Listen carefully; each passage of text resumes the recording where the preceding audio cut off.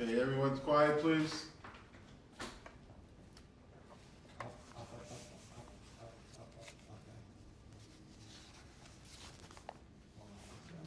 Valerie Jackson, scene 3, take 1.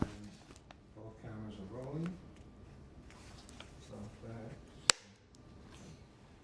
Valerie, thank you for consenting to do the interview for us. My- Really appreciate it. I'm delighted to do so. Thank you. Tell us about your family background. I come from a very, very large family. I have 8 siblings. I'm the oldest girl.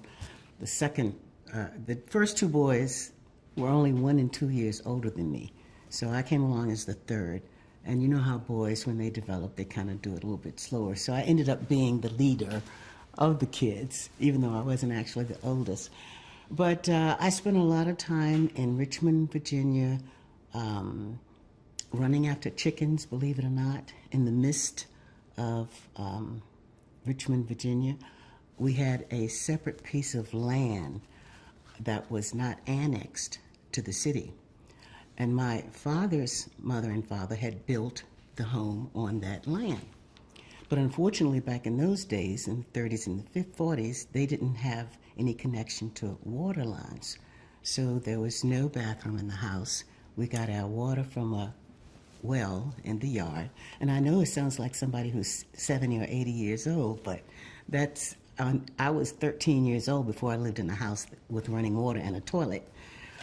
So my day consisted of helping my mother with the kids. I washed more dirty diapers than I could ever remember to count.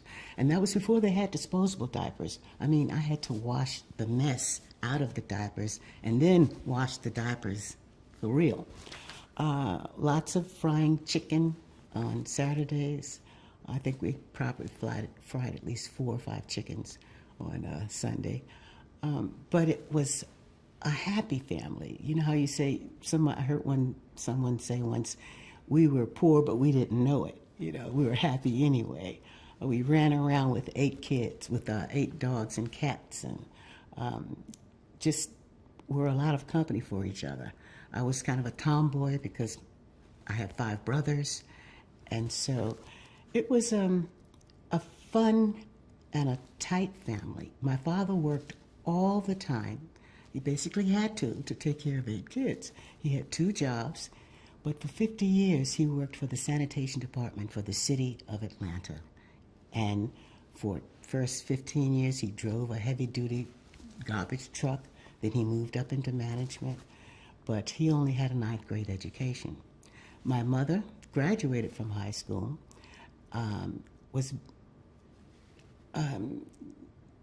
actually, she got married right away. She and Daddy got married right out of high school, and she started having her children. But later on, though, after the kids started getting a little bit, the first shift anyway, getting a little bit older, Mama did start to go out and work. And she would do housekeeping. And then one year, she turned out to be a clerk at one of the banks. And this was 1950s. And in hindsight, I asked my mother one day, I said, Mom, and my mother's very fair. I said, you know, you got a job as a clerk at CNB, and it was like before they were even hiring white people. I said, so how'd you get that job? And she just looked at me and smiled. She said, they didn't ask. I didn't tell. You said before they were hiring black people. You said before they were hiring white people. I'm sorry, what? You said before they were hiring white people. Did you mean to say before they were hiring black people? Let me just say it over there. Yeah. Okay. I said, Mom, how did you get that job? You know, they usually just hire white people. And so my mother just looked at me and said, well, they didn't ask, and I didn't tell. So that's kind of like a joke, but that's a running joke, and there are a lot of jokes in my family. Everybody is a jokester. Everybody's always telling jokes, playing tricks, and I was the worst coming up because I had a big case of acne, and so, the things that they used to call me and the tricks they used to play on me. But having 5 brothers brought me up kind of tough, though, in terms of me not being intimidated by boys or men. I mean, I had 6 men in the house. It's like, so I rarely met a man that I felt at all intimidated by. Okay. So tell us about. I'm sorry, give me 1 second. Okay, let's cut a second. There's a chair out, just because it's sweet. Let's cut. Okay, cut. Mike, see if the refrigerator's on. If you cut it off. Because I still hear a hum. That was a great answer. Alex, you settled? 1 second. All right, I'm ready. Okay, and, all right, we got, is this up a little bit? Okay, no, you're good. Okay. So you want to say about your mother? My mother was one of those closet civil rights workers, you might say, or, very introverted, because she never demonstrated in the streets per se, but when we moved out of the city of Richmond over into the county, we had to go to a county school. The closest black county school was 20 miles away. The closest school, period, was a brand new white school that was about 2 miles away. Well, in spite of the fact that none of us kids wanted to integrate this all-white high school, my mother insisted that we do. And she took us up there and enrolled us, and a big hoopla pursued. We had crosses burned on our yard. The students would drop lit matches into our lockers to catch the lockers on fire. The boys would walk behind me and call me Sapphire and Ruby Lips and just other things that they thought were derogatory. But the irony, though, is that before we left that school, all 3 of the family members, and we were the only 3 to integrate, the only black kids at that time, we all left our mark on that school. My oldest brother was a well-known football player. The second brother sculpted an Indian head, the head of an Indian warrior. And it was so well done, the principal shipped it off to Ohio and had it bronzed, and it sat out in front of the school for 40 years before vandals tore it down.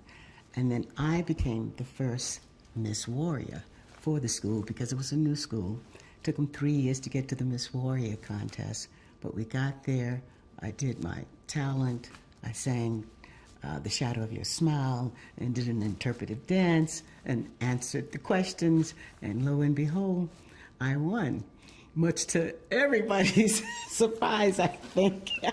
Even the other girls who voted me Miss Congeniality, I bet they probably figured, well, if I'd known she was going to be Miss Congeniality, if I'd known she was going to win, I wouldn't have voted for her to be Miss Congeniality.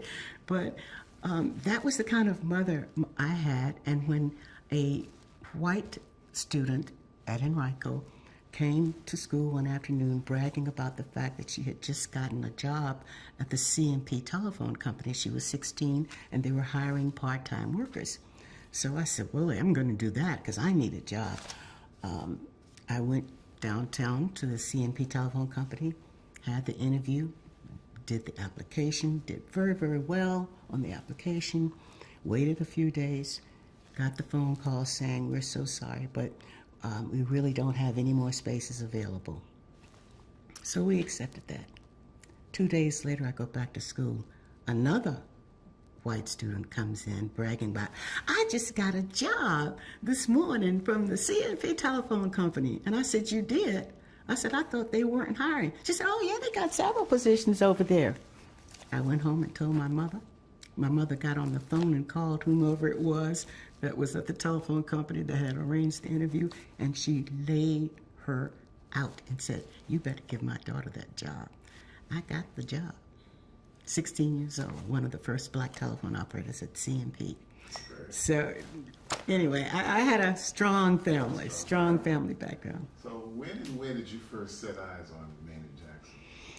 Oh, well, actually, I first learned of Maynard Jackson through an Ebony magazine that had this 5-page spread about this youngest mayor of any major American city, and he was this, and he was brilliant, and he was that. And so I think I had just graduated. I had just earned my MBA from Wharton. And so I was getting ready to change jobs and move to New York, but I was still sitting on campus, and I was reading that Ebony magazine, and it was talking about Maynard Jackson this and Maynard Jackson is that. And about halfway through the article, I stopped and I said, damn. I said, now that's the kind of man I want to marry. And I kept reading, and it says he's married with 3 kids, and I was like, damn, all the good ones are taken. I said, but that's all right. I know what I want, and I said it out loud. I want me a Maynard Jackson. I put it in the universe and claimed it, right? Fast forward 3 years in New York, and a friend of mine comes up to me and says he had been dating Roberta. I mean, I knew Roberta also, but I heard the guy she was dating was a closer friend. And so he called me and he said, Valerie, he said, Roberta's having a brunch for Maynard Jackson, and you ought to come. He said, these guys that you've been hanging around with aren't worth anything, you know. And I said, what are you talking about? He says, oh, come on, come on. He says, Maynard is the kind of man that you need, and you're the kind of woman that Maynard needs. I said, but isn't he married? And he says, oh, no, not anymore. He said, he's cleaned his act up. And I said, really? And he said, oh, Valerie, come on. Quincy Jones will be there. So I said, okay. And to this day, Quincy still takes the credit for me meeting, or for Maynard meeting me, rather. He would say to Maynard, man, if I wasn't there, she might not even have come, so you need to thank me. Anyway, I came to Roberta's. I walked in, and he was kind of like sitting over, holding court, if you will, people all around him asking questions. I've never liked to be a groupie, so I thought I would just go on back to the back and see what Roberta was doing. And she was back there frying chicken and fixing waffles with Quincy. And interesting enough, that's when Quincy told me about his out-of-body experience that he had when he had his aneurysm, right? He told me about looking down from the corner of the ceiling and watching the doctors work on him. So we had a fascinating conversation back there, and I was having a good time just talking to Roberta and Quincy. And so the friend of Roberta's came back to, he says, have you met Maynard yet? I said, well, not really. He says, come on up here. So he took me up to Maynard. He got Maynard's attention and brought him over and introduced me to Maynard. And Maynard was like, you know, top Maynard stuff, you know, good, such a pleasure, yeah. So he was very impressive, very handsome. The eyes were gorgeous. But what I think is sexy is smart. And I knew he was very smart, and that was sexy for me. Anyway, so he started talking a little bit about what did I do, and I happened to mention that I was just coming up, graduated from Wharton, and he said, Wharton? My cousin went to Wharton. He says, Wharton? And all of a sudden I saw this whole new look of of appreciation. Wharton, woman, black woman, Wharton MBA, because there weren't very many of those back in 1972. At any rate, he talked and we talked a little bit, and so he said, I'd like to have your number. And I said, well, I didn't really say anything. I just gave him my business card because I figured he had to earn the home number, you know. But after that, he called me 2 days later, and the story began. So tell us about the courtship. The notes? Want me to get rid of him or something? Yeah, put on the side. Okay. Making noise? Okay. Okay. Okay.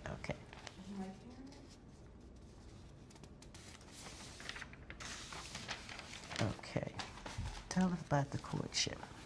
Tell us about the courtship. What it was like.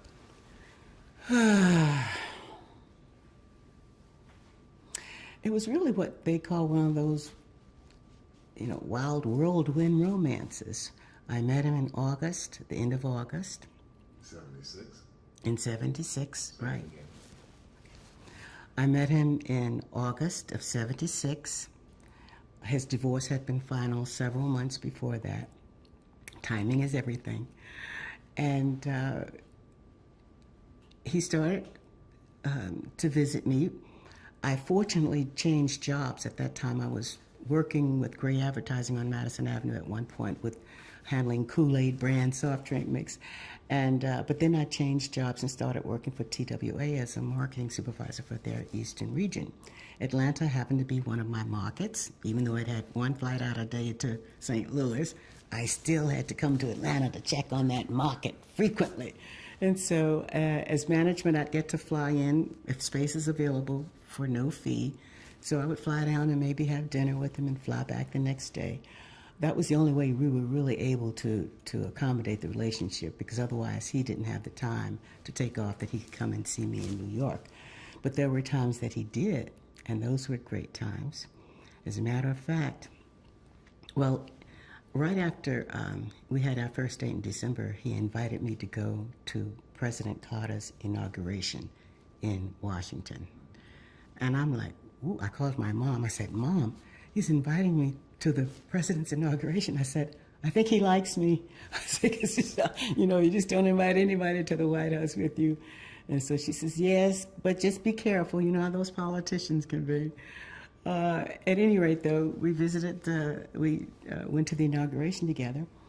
And then a couple of months later, he came to see me in New York. And I'm trying to decide if I'm going to tell you something or not. Okay. We took both of us liked the water. And so he was visiting me one weekend, and so we decided to take a ride on the Staten Island Ferry, because I lived right off of the East River. So we were on the ferry, and we were, you know, going down the river, and it was a kind of an overcast day, so there weren't a lot of people on the ferry. We were standing on the stern of the ferry, nobody else around, and Maynard was talking sweet talk to me. He was saying, girl, you know I'm really crazy about you, because nobody had said the L word yet, you know. So he was looking in my eyes, and he was saying, I'm so crazy about you, girl. And all of a sudden, we heard this ship's horn, like, woo, you know, a warning whistle or whatever they do. And we literally jumped back, and almost as close as that white wall right there, this huge white ship started to cross the path of the ferry. I mean, it was so close, we really both just kind of jumped back. So we looked up, this huge white, what looked to be spanking clean virgin boat sailing across our path. It looked like the Love Boat. And then we both noticed at the same time the name of the ship. And it was the USS Valerie. And I turned to Maynard and I looked at him and I said, I don't know if you believe in signs or not, but if I were you, I'd say that your ship has come in and her name is Valerie. Man, he was like, whoa. He was like looking at the ship, and he was like looking at me, and he was like looking at the ship. He says, did you plan this? I said, how could I plan this? He said, you're in marketing and advertising, and y'all do that kind of stuff. Now, the famous line that year was Clairol's Only My Hairdresser Knows for Sure. So he's like, did you plan this? He says, and I just kept saying, And he said, only half seriously, are you a witch? And then I said, only my hairdresser knows for sure. So that's one of my favorite meetings with him, because that's when I knew too. I believe in signs, you know, and I believe that was a very obvious sign. And sure enough, I had a young friend down in Soho who had a friend in Soho that read cards and did astrological charts. So they dropped by my house one day. As a matter of fact, it was February the 14th. And so when this particular friend came in, I'll say his name was Frank for lack of... So when Frank came in, he said, oh, Valerie, boy, something's getting ready to happen to you. You're getting ready to... I feel something. You're getting ready to get a brand new job offer or something. It's going to elevate you into a whole different level of society. And I said, what are you talking about, Frank? I said, I just changed jobs 2 months ago, which was a promotion. I said, that must be what you're feeling or seeing. He says, oh, no. He said, this is not no little promotion. He said, you're getting ready to be elevated into a different level of society. So I said, yeah, right, Frank, right, Frank. So I said, well, look, it's Valentine's Day. Tell me something. Tell me about my love life. And he says, well, are you dating anybody? I said, well, you know, I'm kind of dating this guy, but I'm not really sure if if anything's going to come out of it. And so he said, well, do you have a picture? So I took a picture of Maynard and showed it to him. Now, this is a young, white, gay guy down in Soho, and I only say all that to say he knows nothing about Atlanta politics, right? So I showed him Maynard's picture, and he looked at it, and he says, oh, this is a good man, a strong man. He said, is he a politician? I said, whoa. I said, yes. And he said, is he a senator? And now that was the first office that Maynard ran for, was the U.S. Senate against Herman Talmadge. And so I said, no. And he said, well, he could be if he wanted to be. So he said, let me read your cards. So he shuffled the tarot cards and I spread them out. And he said, oh my goodness. He said, it's not a job offer. He said, this man is going to ask you to marry him. And it's going to elevate you into a whole different level of society. You're going to meet people that you've never met before. And I was like, wait a minute, Frank, calm down, calm down. I said, I've only been dating this guy 6 months. I said, you just need to, just calm down a little bit. He says, I'm telling you, he's going to ask you to marry him on or about June the 1st of this year. This is Valentine's Day now. He's going to ask you to marry him, and you're going to say yes, and you're going to travel extensively with him to the Far East, and you're going to have 3 pregnancies. And he just went on and on and on and on. Meanwhile, in my mind, I'm like writing Frank off. I'm like, yeah, Frank, right. To make a long story short, guess when Maynard asked me to marry him?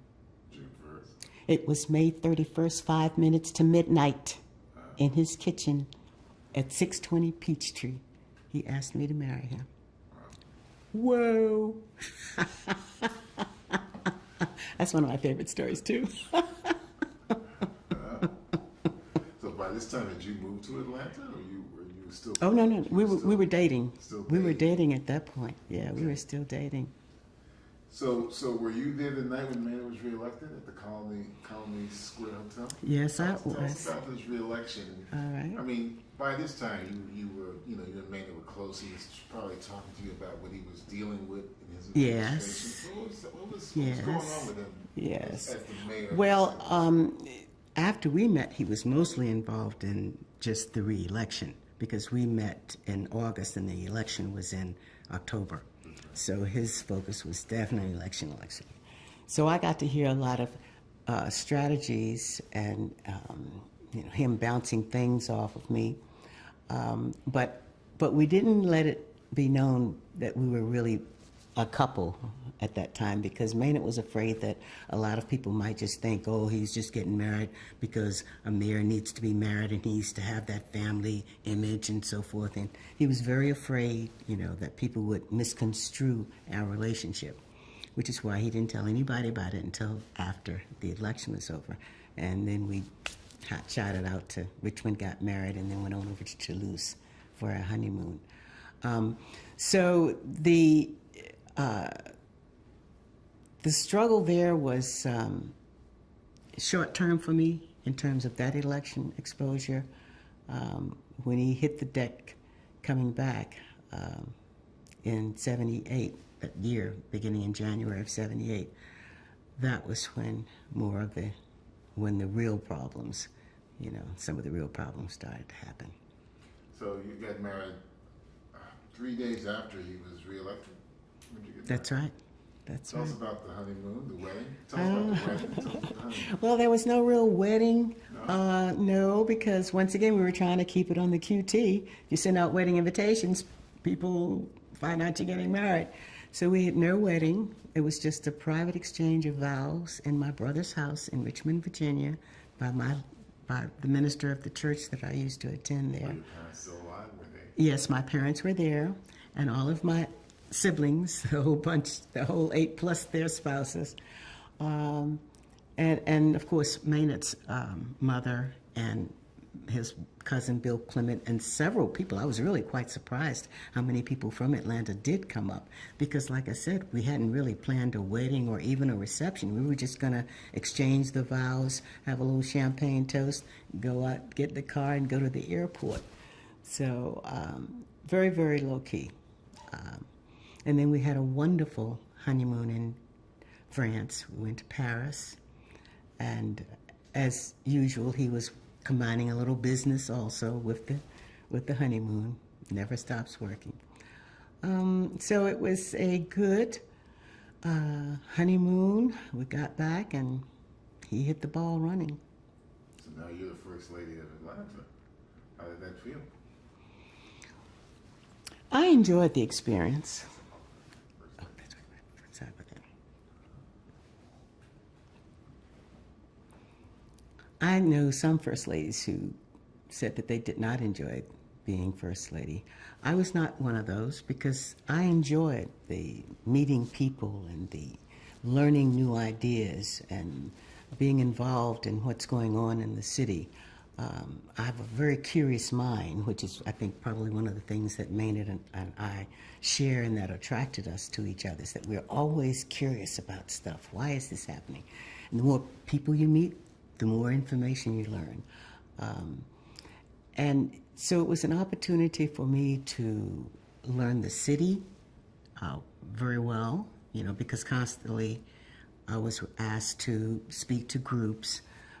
Sometimes they were educational groups, sometimes they were social groups. Sometimes I even sat in on meetings for Maynard because I did have a business background. He would ask me, well, would you go and take this meeting for me? Not that I was an official representative of his, because they were never official meetings, but like you were trying to get a steering committee together or something like that. So he would ask me to represent him, and I'll never forget one of the very first times that I represented him. I sat next to Harold Broccoli, I believe that was his name, and he was the chair of Rich's Department Store, which was the biggest department store in Atlanta. And I happened to be seated when we sat down right next to him, and he turned and looked at me, and he says, He said, Maynard, that husband of yours, he don't know anything about business. Oh, I was like, whoa. And so I said, well, sir, I have to disagree with you on that. And then I said, not to mention he just married a Wharton graduate that is a TWA marketing supervisor with corporate headquarters in New York. And he was like, I don't mean to sound like I'm bragging for myself, but I wanted to let the man know, you know, that Maynard had resources. Even if he didn't have an MBA, he could get an MBA that could do what he needed to have done. And he just kind of looked at me and was like, ooh, he kind of slid down a little bit in his chair. And he didn't say another word to me about Maynard's lack of business experience. How would you define Maynard's second term as mayor? Some people say it was tumultuous. I mean, we had the whole thing with the police scandal and stuff. There was the Atlanta child murders issue that came up in the city of Atlanta. Talk about that second term for Maynard, and specifically, what about the police scandal, Reggie Eves? And tell me about Reggie Eves and him and Maynard's relationship from your perspective. And what Maynard, I'm trying to get from you what Maynard would say to you when he got home.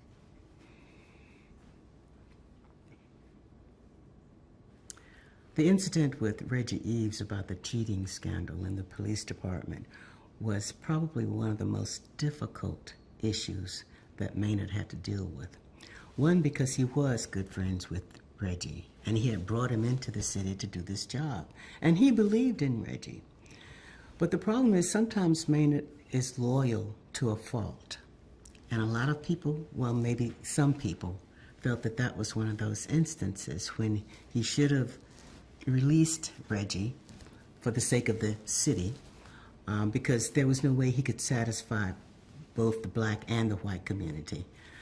And so he didn't really step up and do what some people thought that he should have done, which was just to cut the slate. They worked it out eventually, but Maynard went through a lot of turmoil. He went on TV, and he was supposed to be announcing his decision, but he kept waffling. And as I was watching him, I was crying inside. I was like, oh, Maynard, please, God, just make a decision and say one thing or the other. But somehow or another, he managed to still make it a mixed answer. And I'm going to have to invest just a little bit more time into this before I can make the final decision, kind of like something like that. That was one of the few, if maybe the only time I've ever seen Maynard speak, and I was not happy with what I heard, because I knew he could do better, and I knew that what was holding him up was his loyalty to Reggie. Did you talk to him about it? About the loyalty to... About the loyalty to Reggie? You're his wife now, you know. Yes, I talked to him about the fact that he would have to let go of that loyalty if, in fact, it was going to be the ruination of what he has worked for already so hard to establish in that police department, because that police department had come a long way from when Sam Marcel was mayor, you know, the former mayor who was white. And so I think he was very worried about losing a lot of what he had gained if he let Reggie go. But on the other hand, Reggie had become such a discordant figure. He had become such a distracting figure that for the sake of the city and to get peace again, I felt that he should have let him go earlier. Right. He eventually did leave, as you know. Yeah. So. And then all of a sudden the city has been bombarded with all these horrific murders of young children and young adults, young black children and black adults. What did Maynard go through dealing with deals of the supposed Atlanta child murders? The Atlanta child murders was probably, he would list, his most difficult challenge. The airport was a challenge, but he knew what the factions were involved with and he could work it. But he didn't know the unknown things, because nobody did. The FBI didn't know what was going on. The city cops didn't know what was going on. Rumors were abound that the Ku Klux Klan was behind it. You know, there was unfortunately an accidental steam, I'm not sure what you would call it, furnace that exploded in one of the public housings. And of course, a lot of people thought that that was an act of sabotage and that maybe white people had done that. So it really took a lot of Maynard's time to go around and to soothe, you know, the citizens, especially in the black neighborhood, who felt that we weren't doing enough. But there's only so much you can do if you're trying to do it right. You know, it takes time to do it right. And that's what he was trying to do. Eventually they did capture who they felt was a suspect. And I believe that he was. Now, I don't believe he did all of them, but I think he did the ones that were closely in his timeline. And unfortunately, part of that murdered and missing kids issue was that kids would be thrown into that category when they really weren't supposed to be in it. A 27-year-old man should not have been in the murdered and missing kids file, but yet you found that. So it was a lot of hands, sometimes not knowing what the other one was doing. What was the attitude of the black community, the working class black community, toward what the administration was doing in solving this case? Well, many of them didn't feel that they were doing enough. Many of the black constituents didn't feel that they were doing enough, that the city was doing enough to find this malicious murderer. But in fact, they were doing as much as they could with what they had to work with. Maynard even went to the point where he asked Angelo Fuster, who was his director of communications, and he can verify this for you. He asked him to go out and find him $1 million that he can sit on a table and display and say to people, you can win this $1 million award if you will give us information leading to the arrest of the murdered and missing children's offender. it was a very dramatic photograph, but unfortunately, it didn't turn up any hard leads. So he was back where he started. But I give Maynard an A+ for keeping the lid on the black community. And I don't know if any other mayor might have been able to do that either. I know a white mayor would not have been able to do that. But one of the reasons that I think Maynard was able to do that was because the majority of people had learned to trust him. And they believed him and his word.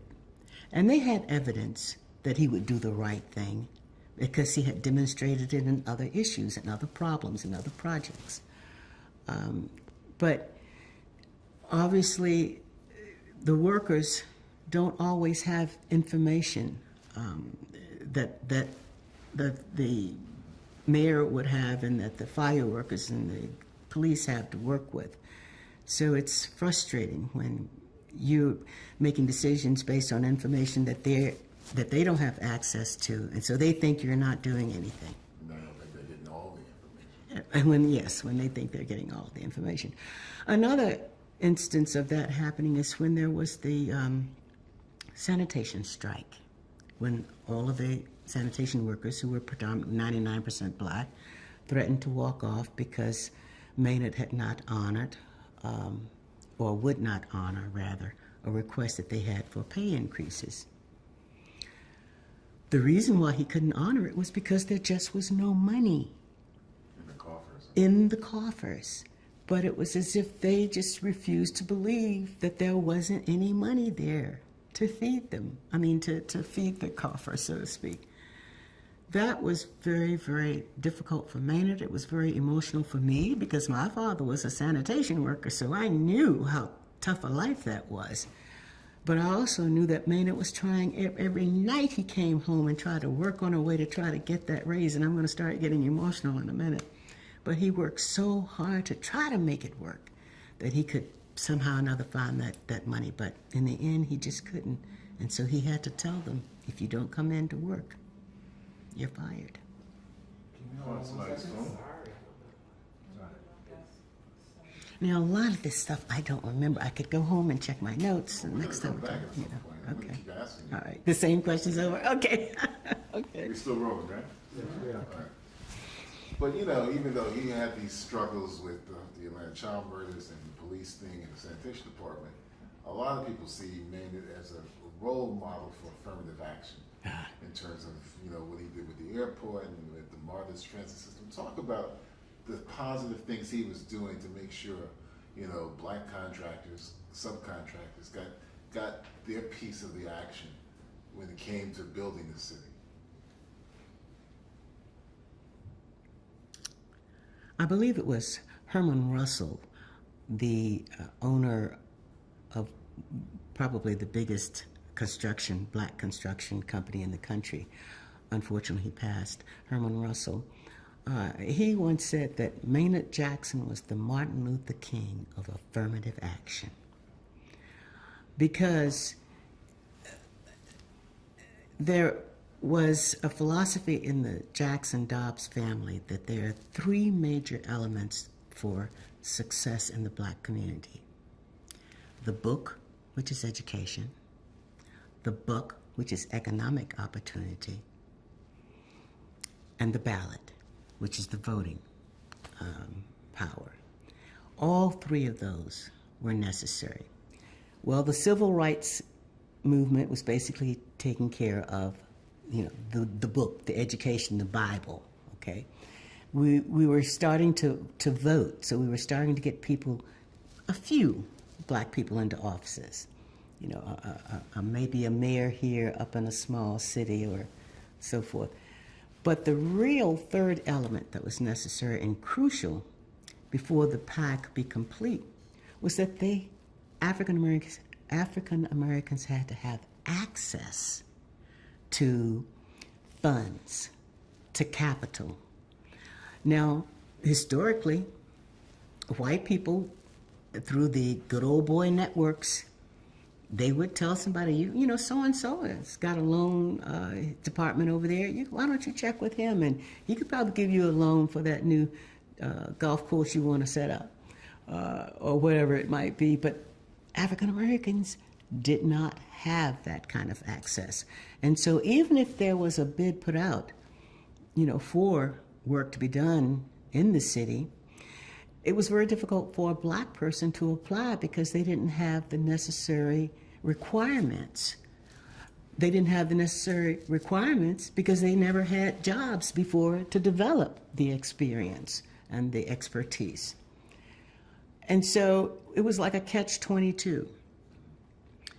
That's when Maynard came up with the concept of the joint ventures, where major white firms would hook up with a minority firm, and together they would come in and make a bid for a project.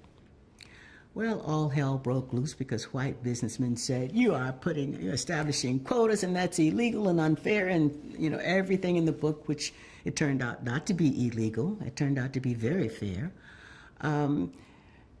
But more than just giving the opportunity for blacks to bid on city business, because I'm sure many have told you this, before Maynard became mayor, less than 1% of all municipal city contracts went to minorities and women, like 0.58 or 0.058, whatever is less than 1%.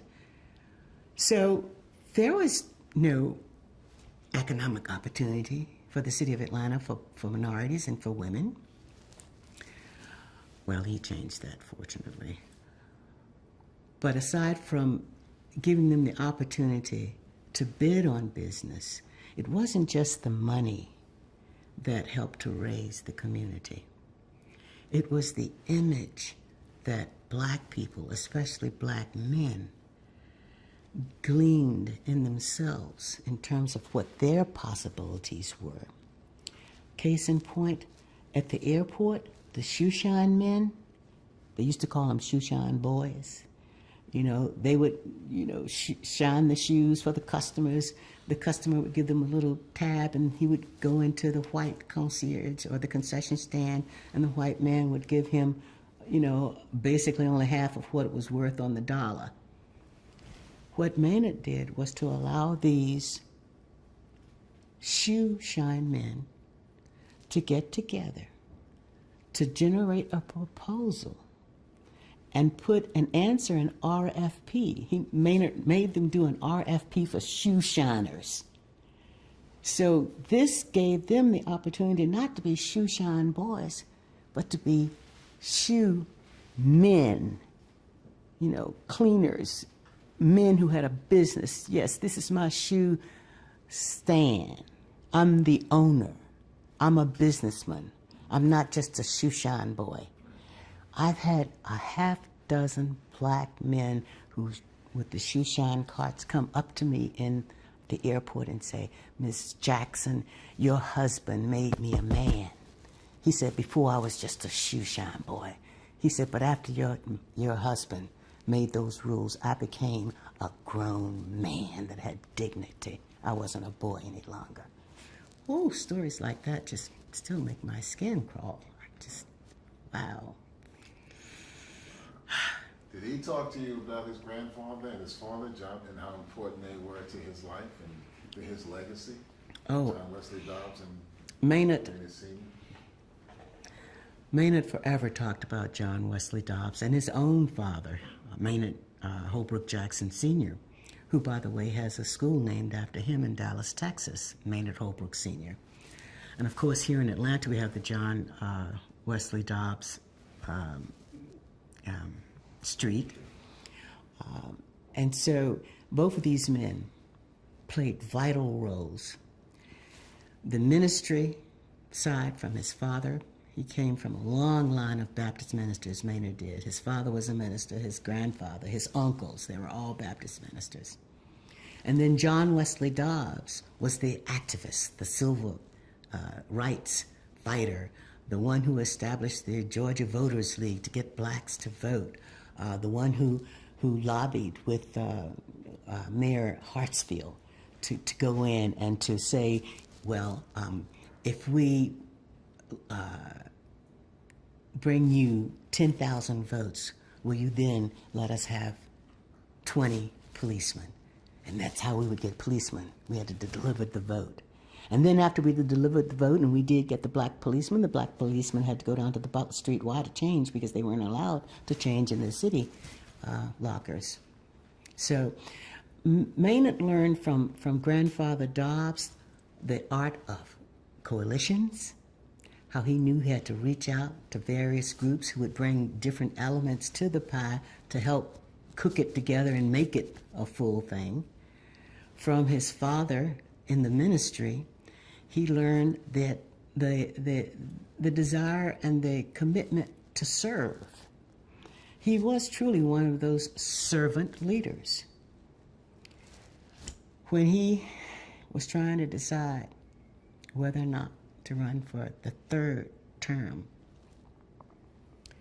he came to me and he said, Valerie, he said, you know how people say sometimes that they hear the calling and they join the ministry? And he said, I haven't quite heard a calling, but I have been hearing a whisper.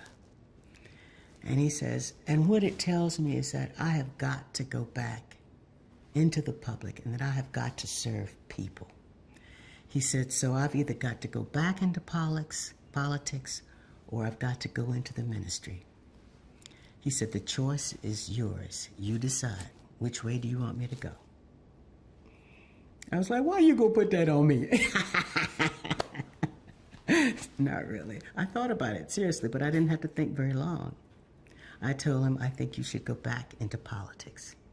I said, we have a great many strong, articulate Baptist ministers out there and clergymen and rabbi and other people of faith, a lot of strong leaders. But we don't have a whole lot of strong, ethical politicians. And as a citizen, not as a wife, as a citizen, I knew that we needed Maynard back in politics. It's great. Used to be good. Yeah. I'm good. You're the first lady, and he's a committed politician. When did you guys have time to think about having a family? Well, we thought about having a family before we hardly got married.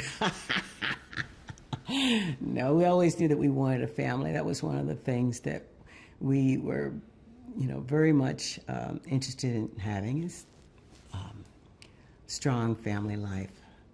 Like I told you, I'm one of 8, and we were a very tight-knit family. Very few divorces. I think 1 divorce in the entire family. Uncles, husbands, cousins, everybody. And so marriage was a real serious commitment for me. I had a couple of offers before Maynard, but I knew that when I said it, it was going to be the only and the last time that I said it, because that's how important marriage was to me. My mother and father were married for 58 years. So we, after the first year of just me getting acclimated to being first lady, and about the second year, he came to me, he says, I'm ready. He said, I think we should have a baby. And so, and he says, because I love you so much and I want to have a love child. He could be so sweet. And so we planned it, and I got pregnant, because I could get pregnant by just thinking about it. Anyway, so I got pregnant, and he would always rub my stomach. Oh, this is a real love child. This is a real love child, because I love you so much.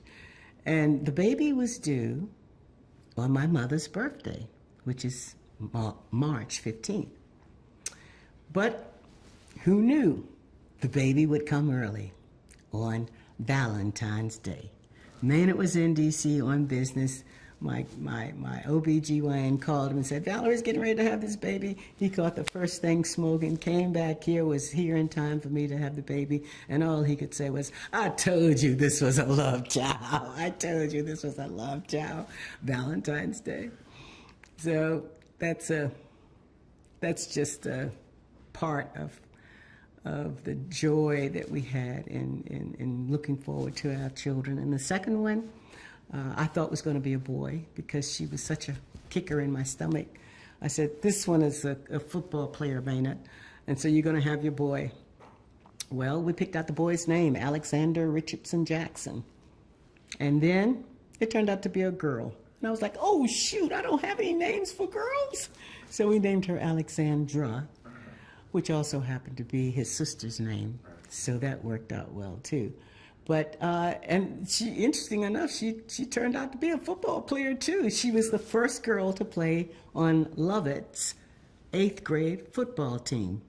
And wasn't kicker, she was a tackle.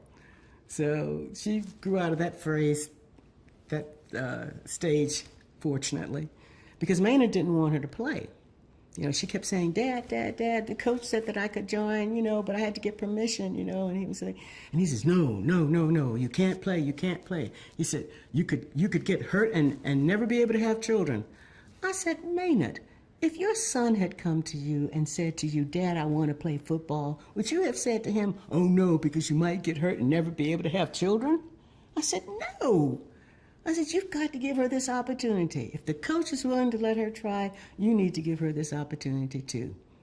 And so, because the daughter had already been beaten up on me. You know, Mom, I can't believe you're not going to let me do this. You were the first to do that, and you were the first to do this, and now you won't let me be the first to do something. It's like, you know, how can you argue that? So then I went in and convinced Maynard. And so bottom line was, she got to play football. Got to football. Those get married next week, right? That's the one that's getting married next week. As a matter of fact, Alexandra, my daughter, is that little football player, and it just so happens that she's getting married in a couple of weeks to a former Pittsburgh Steeler. Who knew? But it came time for Maynard to step down after his 2 terms as mayor. He worked really from what I've read, he worked very hard behind the scenes to persuade Andy Young to run for mayor. What was his rationale for wanting to have Andy Young run for mayor of the city? I believe he wanted someone that he knew would be picked. Oh, I'm sorry, yeah.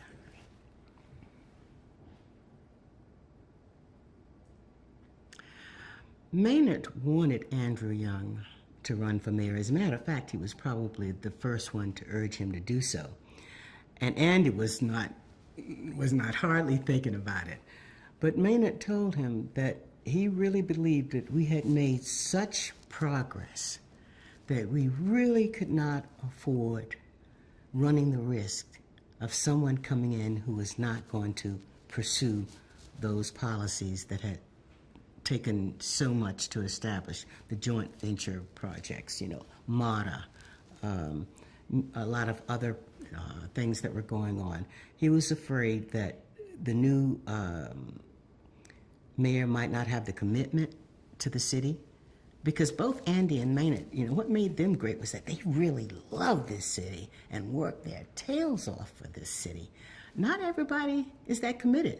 Yeah, they're mayor, and they'll do the obligatory amount of work, and they'll do the ceremonial things, but they don't all spend time in being visionaries. One of the things about Maynard that I love is that he's very creative, not just in writing poems and things like that, but that creativity comes from his imagination. And like Einstein says, imagination is more important than knowledge, because knowledge is only what we know and understand now, but imagination encircles the whole field of what will be in the future and forever. So it's a much bigger field to play in. And Maynard would play in that field, that imagination. And that would help him to solve the problems in the city. Well, how do we go about transferring that lane so that we won't destroy the park in that neighborhood? What can we do creatively that might be able to solve that problem? One of the reasons why he was so invested in the arts is because he knew that creativity was not just good for the mind, but for the soul.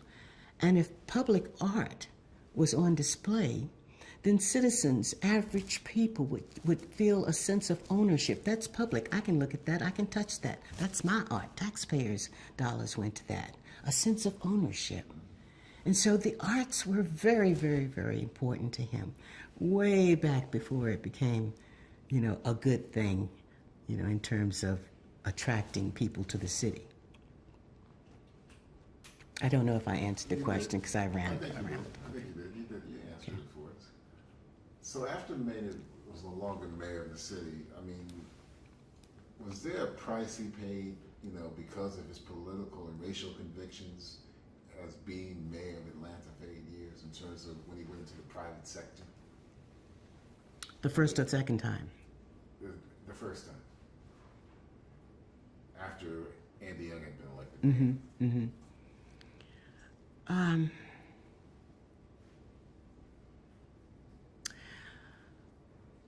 That was a pretty good adjustment for. Yeah, I'm sorry. I'm thinking. Repeat your question. I want to be sure that I'm heading in the right direction. Yeah, after. Can we touch up the lipstick too? Oh, touch it. Yeah, touch up.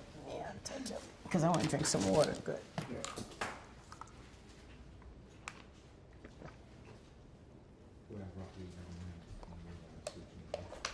Switch. Let's go. What's up? Roll here. Okay, rolling. And Valerie Jackson, take 3. Speed. Okay. Yes, I'm rolling. And go ahead and mark. Okay, let's settle. Okay, you ready? So the question was, after that, after those first 2 terms, he was no longer mayor. What did he have to deal with on a personal, because of his political and racial convictions when he was mayor in the private sector, if he had to deal with anything at all? I'm trying to get my history straight now because I'm not sure if it was after the third or after the second. This is off the record. What is it you're looking for? And I can tell you. It was the fact that he wasn't embraced in terms of getting the kind of jobs he wanted to get. Okay, that was all right. That was after the second. That was okay. Well, let's go to the other question. That's one you brought up. Okay. How Maynard was able, you and him were dealing with both family and politics. Okay. One of the most difficult things for any political family is trying to find that balance between the home life and the politics. Maynard wanted me with him all the time to go to those banquets at night. But I also had a day job taking care of the kids and doing my part-time work in TV and radio. So there was sometimes a little struggle for attention, or the sharing of the attention, rather. He could be very demanding. Asking me, to go to yet another function. But he was no more demanding than he would be willing to give. You've heard people say that. He doesn't ask anything of you that he wouldn't be willing to do himself. One of the issues that we constantly had to contend with was his health, though. His health and his weight issue. I was constantly nagging him, and I didn't really nag him, but I would say remind him of his health issues. And that was a back and forth struggle. After he had his 6 bypasses in terms of heart surgery, it was extremely important that he adhere to the right diet, that he do his exercise. But he would do it for a while, and then he'd slack off, and then he'd try it again, but never developed enough consistency to really stabilize his health. In a marriage like that, where you've got a strong man and a strong woman, because I come from all these boys, there was a constant struggle of wills, too. And it could be something as silly as we have a credit at a furniture repair shop for $500. So do we use it to refurbish this couch, or do we use it to refurbish that borderline up there? I mean, just power struggle, So we bickered, but we didn't argue very much. Mostly because we had rules about that. about arguing, about how we acted in front of the kids. What were those rules? The first one was no disrespect, no profanity. I mean, I could say, damn it, but not damn you. No personal profanity.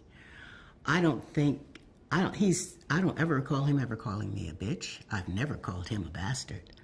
And where did that come from? No, we didn't sit down one day and say we won't use profanity. It was a natural, I think, progression of both of us in terms of our values and what we demanded of ourselves and of our partners. I was not a big profanity person. When I was shocked when my first boyfriend said that he was pissed off. I was like, oh, he said this. And I'm not trying to act like I'm some moral, really, religious kind of person, because I came up in the 70s, and so my daughter tells people I'm a, what does she say, a closet Buddhist Baptist hippie. So, for whatever that means. But there was power struggle. You've got two strong people, you've got struggles. But the reason we were able to overcome them is because we talked about it. Like I said, we had the rules, no personal profanity, because we know that once you cross them, there are some lines that you just can't go back across. Words are so powerful, and he and I are both wordsmiths to a certain degree, because he's such an orator, because I'm an avid reader and had a literary show. We're very attuned to the power of words. And so I would never say anything to him that I could not take back. And he would ask me, promise me that you won't do this. And I wouldn't promise. I said, no, I will promise you I will try. But I cannot give you a flat promise, because I will not lie to you. We had absolutely no issues of infidelity. We had no issues of money. And all of that is built on that core of respect, which we thought was more important than love. Love can be, waxing and waning, can be fickle sometimes. But if you've got a deep core of respect, that is what keeps you married for 26 years and 58 years and 69 years. It's that respect that you never lose for each other. And smiling, humor, that was a big part of how we managed to do the mesh. It's a funny family. He was humorous. I like to be crazy. Our youngest daughter, Alexandra, the one that's getting married, she could be a stand-up comedian. Keeping that humor in the life, and in the family is very important too. Now, I'm going to confess my bad is that I'm a horrible, horrible procrastinator. And so he had reasons to be upset with me, But those are the things that, that we learn to live with. I'm a procrastinator. He's a Baskin and Robbins ice cream eater. We just... So I know he loved to eat. Tell us a funny Maynard story about his love for food. Oh, that wasn't funny. He was very serious. I know he was serious.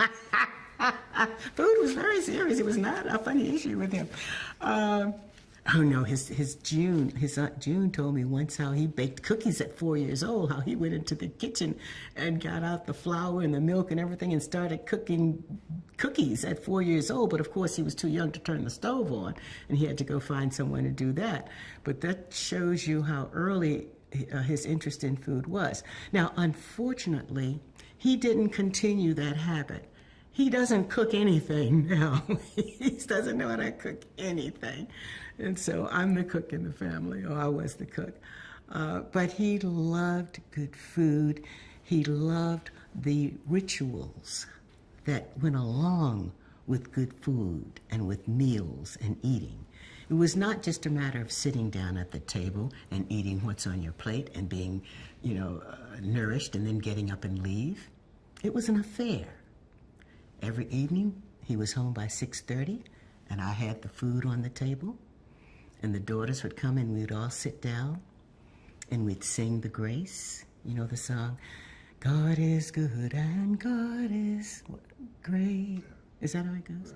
And we thank him for this food. By thy hands must all be fed. Give us, Lord, our daily bread. Give us, Lord, our daily bread.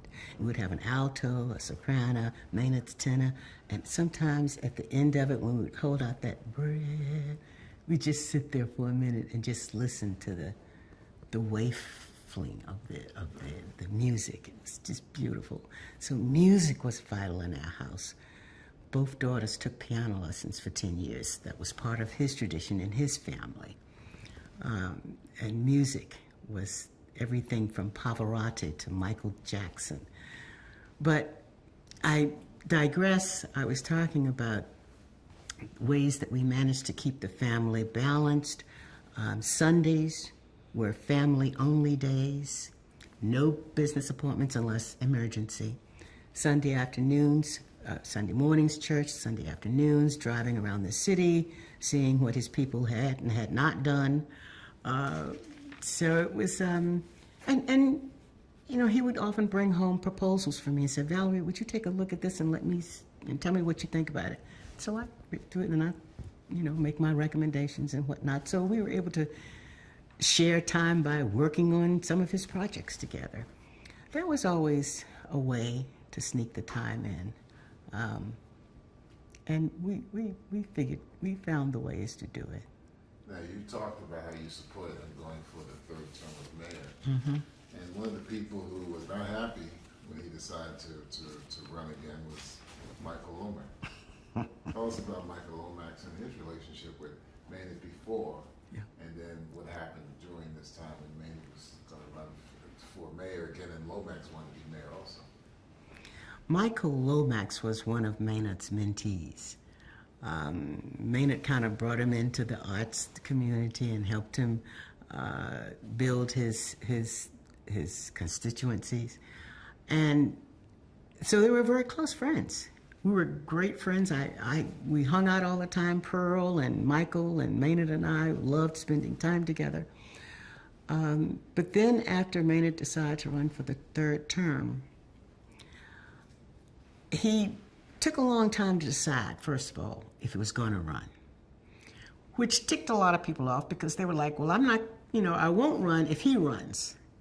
But they had to know whether or not he was going to run. Well, most people, the several who were even considering it, when Maynard took too long to say whether he was going to run, they figured, well, he's going to run, so we're just going to back out. Michael Lomax did not. When he was like, I don't care if Maynard is running, I'm still going to run. And the race was on. But it was not a very long or fast race. As a matter of fact, Mike Lukovich, who is the satire cartoonist for the Atlanta Journal-Constitution, did a drawing in the paper one morning. And it was a picture of Maynard and Michael Lomax in a big boxing ring. And Maynard was huge, towering, you know, this giant of a person in the boxing ring. And there was this small figure laying down on the floor of the ring. And the quote said,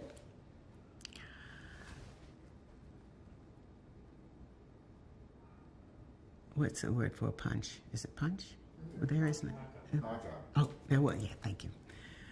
And the caption read, there was no knockout. Lomax fainted. So that kind of gave you an indication of just how tough it was going to beat Maynard Jackson. They had a tight spot there where there was this tension, but eventually they got over it. You know, they're friends, or they became friends again. So, but it was, I think Maynard felt a little surprised that one of his mentees would dare challenge him. And I guess he had to send the message, don't challenge the man. Here he's the mayor for the third term in Atlanta. This is 1990s. You know, I mean, was a trailblazer along with Tom Bradley and Coleman Young Right. and, you know, Stokes and Cleveland and Richard Hatcher and Gary Indiana. They were trailblazers as far as I was concerned. But now the 90s comes along, we got homelessness, we got AIDS, the AIDS is going on, economic issues. How did Maynard feel about now that he's mayor again, dealing with a lot of issues that were affecting a lot of urban cities? It wasn't what he expected or what he wanted. I'm sorry. That third term that Maynard ran turned out to be not the kind of term he wanted. I think he kind of figured he was so used to it that he could just go on back in and pick up like he did before and, you know, take care of business. But that third term was a whole different world. And he would often say that. You know, he said, in my first term, all I had to deal with, scratch that. In my first term, I didn't have to deal with coke. I didn't have to deal with sex slaves. I didn't have to deal with methamphetamines. What are they called? Amphetamines, that whole prescription drug thing, the ecstasy, the crack. It brought a whole new element to the city, one that had never been dealt with before, not just in Atlanta, but all of the major cities. And so it was not fun anymore for him. It used to be fun to go out and try to solve the problems, but this was not fun because he had to constantly deal with people who were hurt and damaged and angry and violent and selfish. A whole different kind of community was growing up. Much of it because of the lack of jobs, you know, and the lack of opportunities. And you could only do so much though so quickly, so fast. So that third term in was a real eye-opener for him. He knew that he had to not only come out because he wasn't happy, but come out because he had 5 children that he had to finish putting through colleges. And when he went back in for the third time, he said, "Baby, I know that you really, really, really love me anytime you let me take a $350,000 cut in salary." And he said, because that's basically what he took to go back to being mayor. And a lot of people said, "Why did you let him do that?" I didn't have a choice. I didn't want an unhappy husband. That was his vision. That was his life. And it didn't bother me since I was not that materialistic anyway. I still have one of the first dollars I ever earned.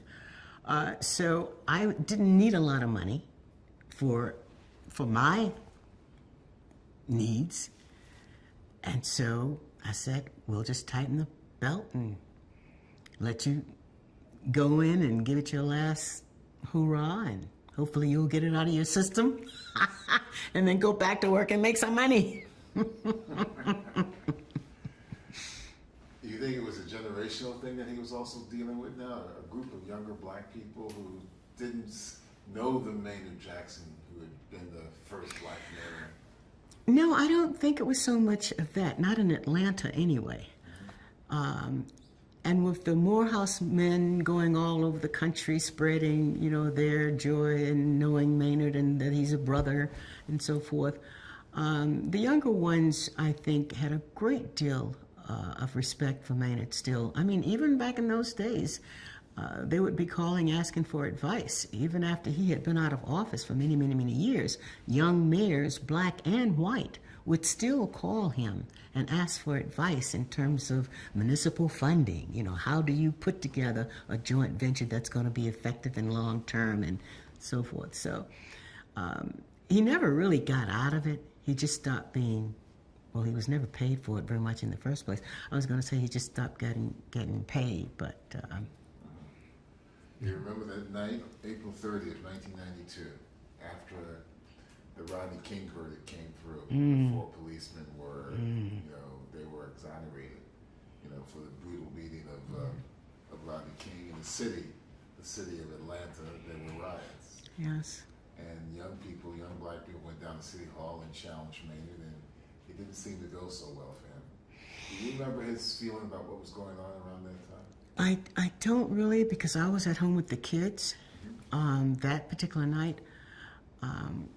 But I do know that he was frustrated, that they were frustrated, and would not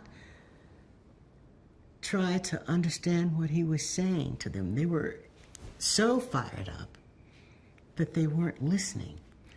And it's difficult. It's very difficult when the audience is not listening, and they've got their own agenda, and they don't really come to talk, they come to protest. And so until he could get them in a place where he could talk with them, he found it fruitless. But he made those situations happen where he would ask his staff to pull together certain groups, of not just college students, but even some older seniors in high school, some of the teachers, some of the community leaders in the NPRs, the neighborhood planning units. He tried to reach out into every community that he could to help young people to understand that he was on their side. And it comes back a little bit to the difference in the expectations of Maynard when he became mayor for the first time. The white people had exaggerated fears. The black people had exaggerated expectations. The white people said, oh my God, we got a black mayor. Oh my God, everything's going to go to pot. It's just going to be, everything's going to go to... The black people said, oh, thank God, we've got a black mayor now. All of our problems are over. He's going to take care of us. He's going to give us jobs. He's going to do this and he's going to do that. Well, neither one of those worlds was really the real world, The real world is somewhere in between here. And that's what Maynard had to deal with. But it took a long time to get to both sides to understand. And he would say to the business community, I'm not trying to push you away from the table. It's very important that you stay at the table because what you bring is very valuable. Your experience, your wisdom is very valuable. We don't want to push that away from the table. We just want to bring a few new chairs to the table. That was his politics of inclusion. Bring a few more chairs up to the table. And we all talk together. So. I just want you to give me a little bit of context for him talking to the young people that in 1992 with the Rodney King thing, Maynard had to. I'd have to go back and read his notes. Yeah. Because I can't really remember really. No, I just need that sort of the sentence. To make the sentence come. Yeah. Okay. The context. Yeah, and in 1992 when the city of Atlanta, when there was a riot after the Rodney King version, verdict, Maynard, that's all I need. Okay. In 1992, after the Rodney King affair, when young people were even coming down to City Hall in Atlanta and protesting and screaming and chanting, that was not easy for Maynard to see or to deal with or to handle.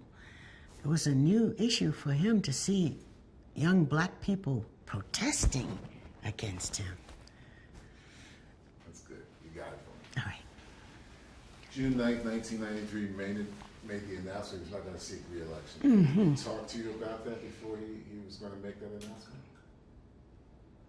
We decided not to be. Of course he did. Of course he did. Yeah, I know he did. I'm trying to remember what I told him. I was like, you turkey? Oh, what did he say that third time he wanted to go back in?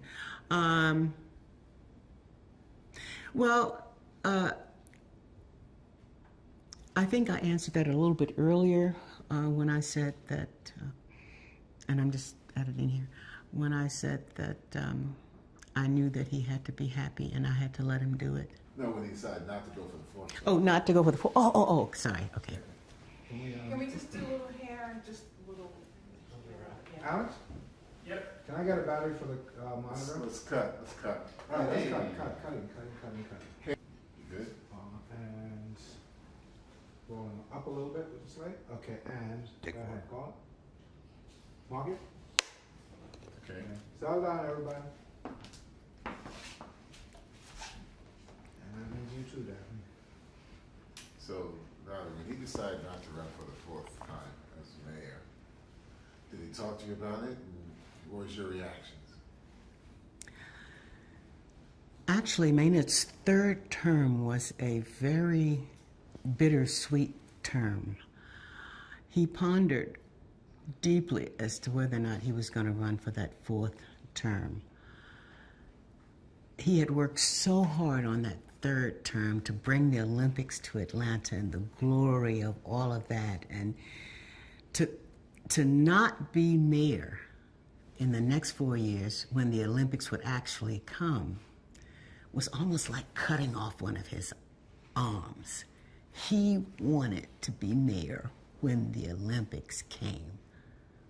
But the common sense in him kicked in, and I helped with the common sense kicking in.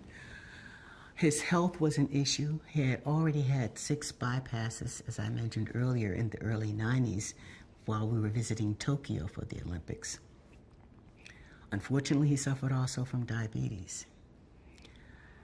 And I asked him, I said, sweetheart, is just being there for the Olympics a big enough reason for you to suffer the other 3.5 years? Because that's basically what he would be doing, is suffering, being that politics was no longer what it used to be. And part of that was because Maynard really was never a politician. He was a statesman, and there's a difference. A statesman is a man who will, from his wisdom and experience, glean from a group what it is that they need and help carry them to that mission. A politician, too often, is a person who's testing the wind and trying to decide which way are the people going, which way. And it doesn't matter if it's a good way or the bad way. They just want to go whichever the way the people are going so that the people still like them. Maynard was not a politician. He was a statesman. And when politics got to the point where he could no longer be a statesman, it was not fun anymore. It was not productive anymore. It was not good for him anymore. It didn't feed his soul anymore. And so it was time to move on to a new adventure. There were many of those out there, you know? What was his life like after he stepped down as mayor? What was it like for him and for you and the family? We spent a lot more time together. Family, okay, yeah. After Maynard stepped down the third time, we had a lot more time together, and part of it was because I was always a little worried about his health. Actually, this is something I've never shared with anyone. Only a few people know this. His doctors, his heart doctor, his internist, Dr. Fowler, Dr. Gandy. There was one time when Maynard almost died from an infection that he got from pneumonia and a couple of other things. But the point was, his heart had stopped beating. He was in the hospital, and they had to bring a defibrillator. And the next day, Fowler told me to be ready to expect anything. And I said to him, what are you talking about? What do you mean I should be prepared for anything?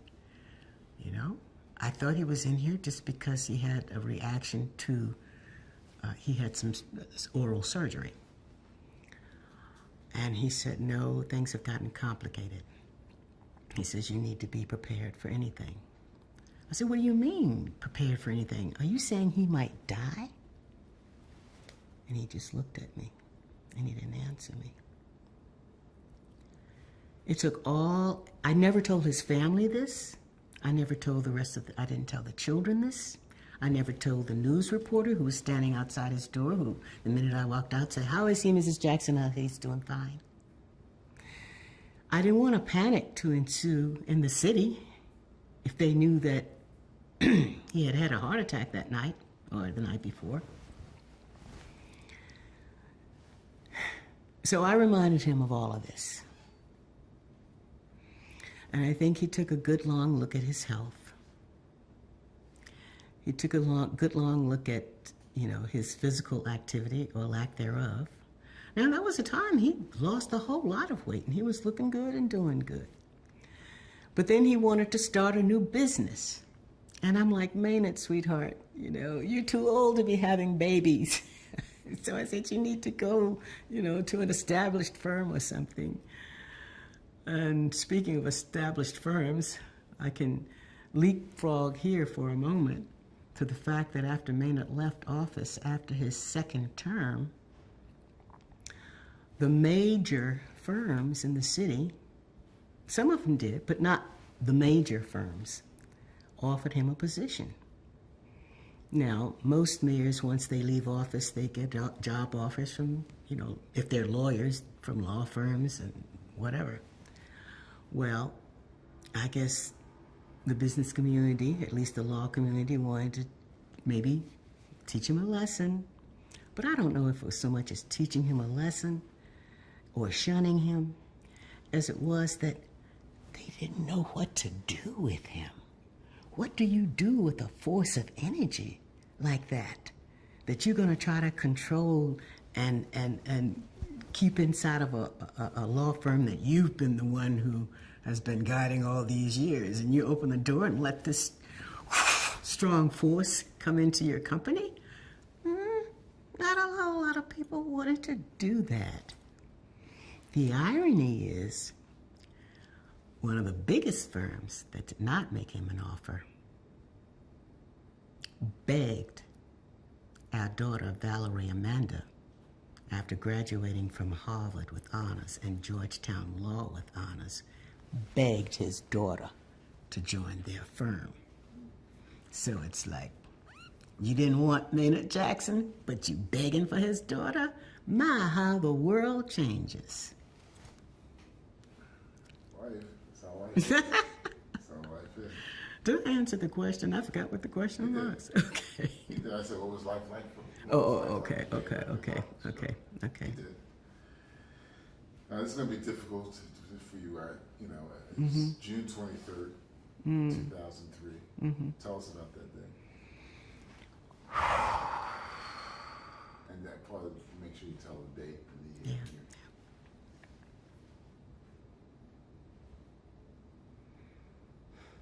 June 23rd, 2003. I was out working in the yard. About 8 o'clock, I got a phone call from Pat Allen, who is Maynard's executive assistant. And she said to me, Valerie, Maynard has collapsed in the airport in D.C., and they're taking him to the hospital.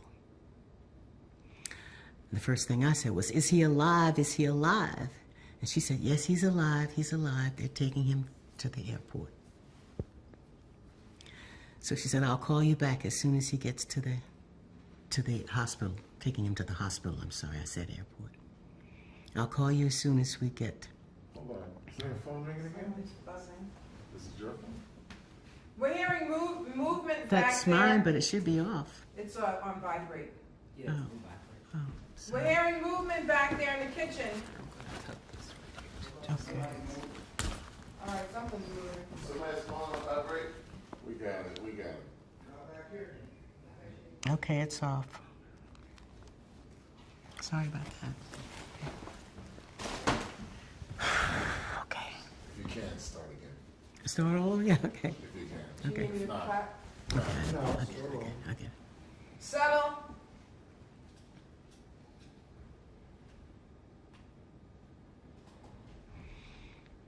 On the morning of June 23rd, 2003, I was out working in the yard, as I usually do early on, and the phone rang, 8 o'clock, which was kind of early for phone calls. So I answered it, went inside and answered it, and it was Pat Allen, Maynard's executive assistant. And she told me that Maynard had arrived in D.C., but he had collapsed after he had come off of the plane and gone into the bathroom. And I said, collapse? What do you mean? And she said, well, I said, is he alive? Is he alive? Is he breathing? And she says, yes, he's breathing, but they're taking him to the hospital now, and I'll have to call you back as soon as I find out something. I said, Pat, just tell me he's alive. Just tell me he's alive. And she said, he's alive, he's alive. So then for about another hour, hour and a half maybe, I sat by the phone. Actually, Pat came over to the house and was making the phone calls from the house.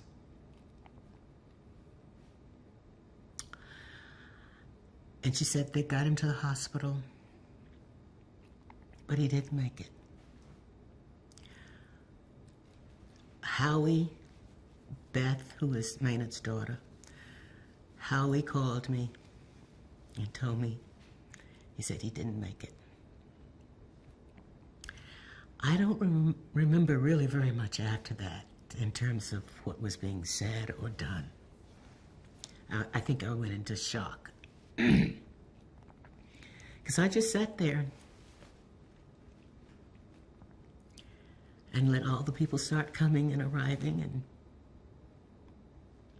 I mostly just sat there.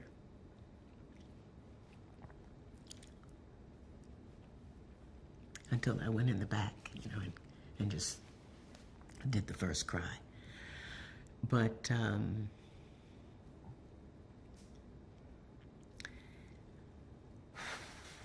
the worst part was going to the airport to get his casket. My first love was a young Marine who had been killed in the Vietnam War. And he came back home to me in a casket with a flag over it. My last and final love came back home to me with a flag over his casket, too. I'm getting tired of seeing those flags. But I was honored that they honored him enough to put the flag over the casket to send him home. I think I have to stop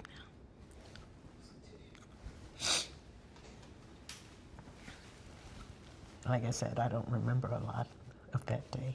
I just know a lot of people came and started working, making phone calls. But I was just numb.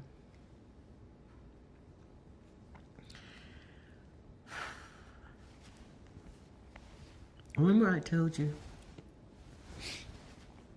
remember I told you about that young psychic down in Soho that told me that Maynard would ask me to marry him on or about June 1st? Several years later, he was talking to me. And he said to me, and Maynard and I were married, had been married for many years. And he was talking to me and he said, you're going to be eligible for marriage. No, he says, you're going to be married twice. And I said, no, that's no way. I mean, because Maynard and I were deeply in love. We had a solid marriage. I mean, we bickered a lot, but we had a solid marriage, a romantic marriage. I said, no, I don't see myself being married twice. And he looked at me and he said, well, you are going to be eligible for marriage again in your 50s. Now, to me, the only way I could be eligible for marriage again in my 50s, and I was in my 40s at that time, would be for Maynard to pass, since I knew divorce was not an option. He had said to me, you're going to be eligible for marriage again in your early 50s. The year I turned 50, I started being more patient with him. I started going with him to more places. I told the girls to do the same thing, and I never told them why I was doing this. But just in case, Frank was telling me something that might have been, the universe might have been sending me a signal. just in case. I talked to my daughters and I said, listen, you know your father has a few health issues. He's overweight, he's diabetic.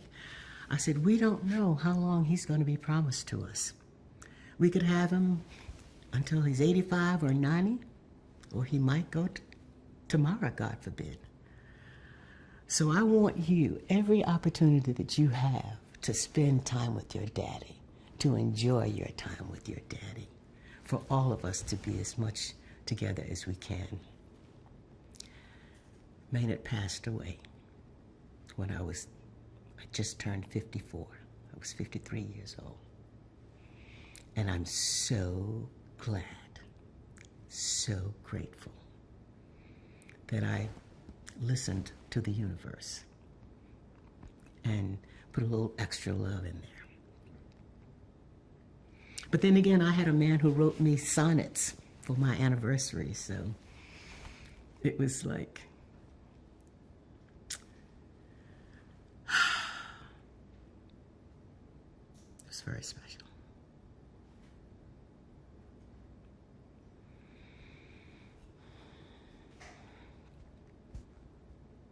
What is Maynard Jackson's legacy?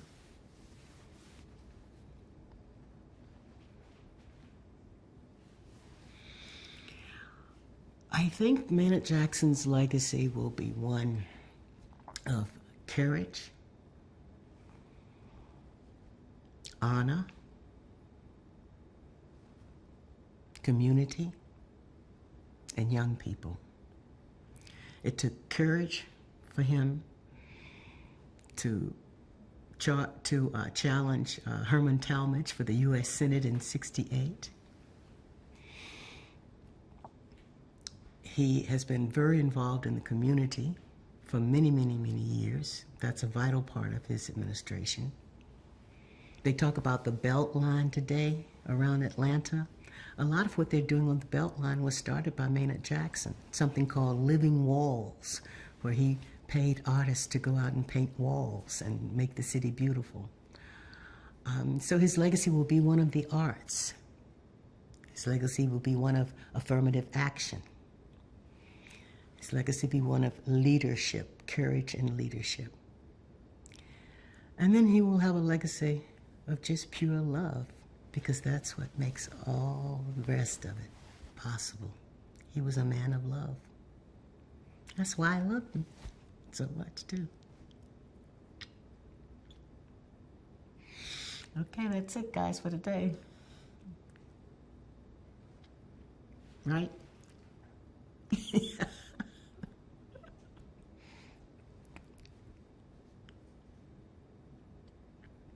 Cut.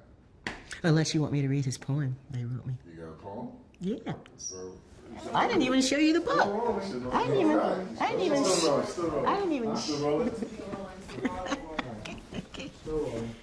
Okay. Well, I'll have to show you the book some other time.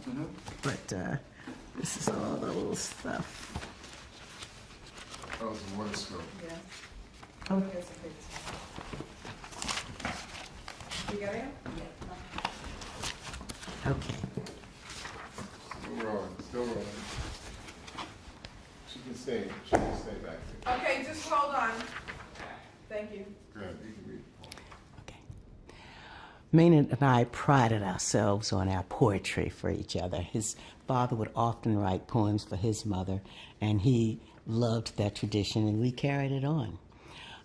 But the most precious poem I ever received from him was on our 25th wedding anniversary.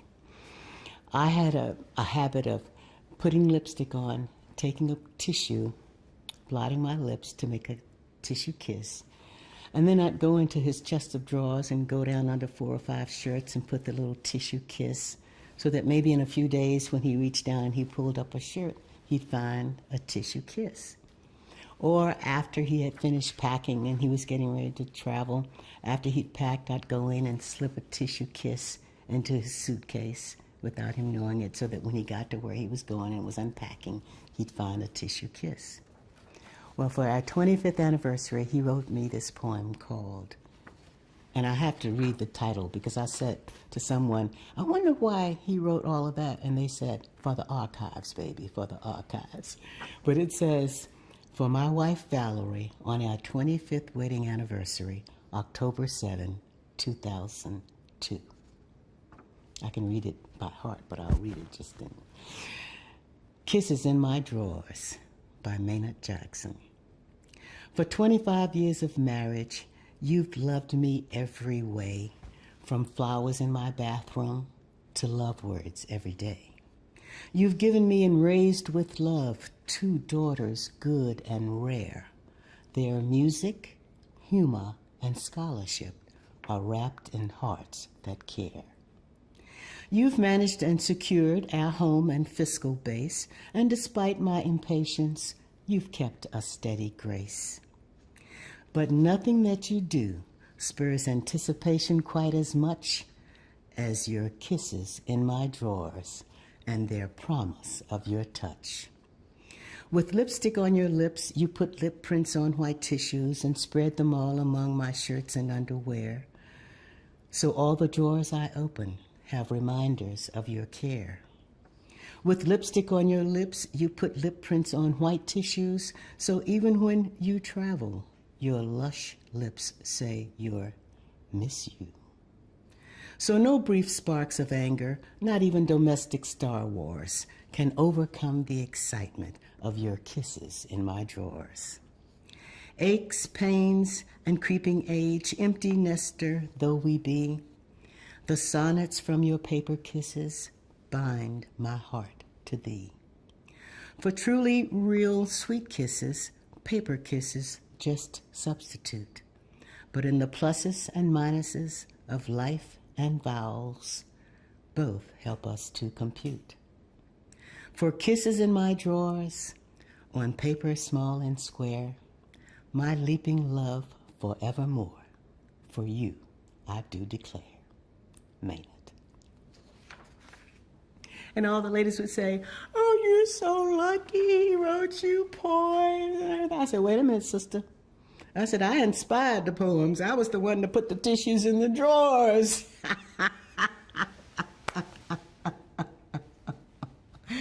So all the men get mad when they hear it because, "Oh, you just raised the bar. Now I gotta go."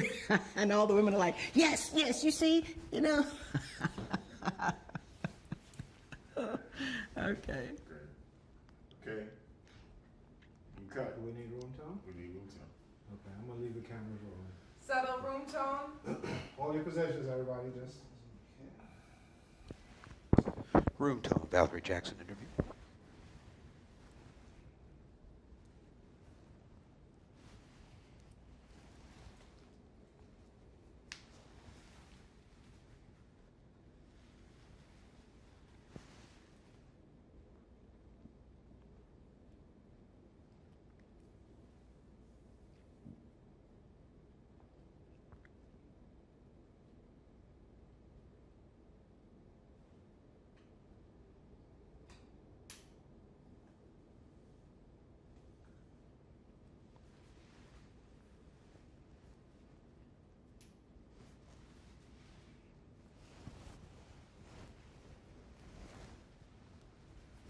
Okay. Okay. Great. We're done. Okay, great. Thank you very much. Oh, very good. Wonderful.